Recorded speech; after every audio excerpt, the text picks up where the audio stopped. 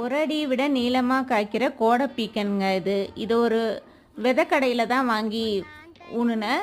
இந்த விதை வந்து கோடை காலத்தில் காய்க்கிற விதைன்னு எனக்கு தெரியாது. பொதுவாக பீக்கன் விதை கொடுங்கன்னு நீளமான பீக்கங்காய் ரகம் தான் இருக்குதுன்னு கொடுத்தாங்க. சரின்னு ஒரு 4 விதை வாங்கி தொட்டியில் ஊனி விட்டுருந்தேங்க. அதுவும் ஒரு ஆள் வளர்த்துக்கு படர்ந்துருச்சு. அதுக்கப்புறம் இதை எங்கே எடுத்து வைக்கிறதுன்னு தெரியாமல் இந்த செம்பருத்தி செடிக்கும் கீழே சும்மா எடுத்து வச்சேங்க. அது ரொம்ப சூப்பராக படர ஆரம்பித்து பிஞ்சும் நிறைய விட்டுது. ஆனால் விட்ட பிஞ்செல்லாம் கருகியே போச்சுங்க. அப்போ என்ன பண்ணேன், தேமோர் கரைசல் வந்து வாரம் ஒரு தடவை கொடுக்க ஆரம்பிச்சேங்க.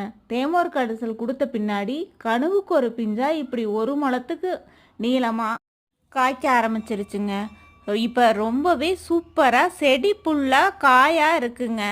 இந்த காய் ரொம்ப டேஸ்ட்டாக இருக்குது. இதுக்கு எந்த உரமோ மருந்தோ கொடுக்கறதில்ல, வெறும் தேமோர் கரைசல் மட்டும் கொடுக்குறேன்.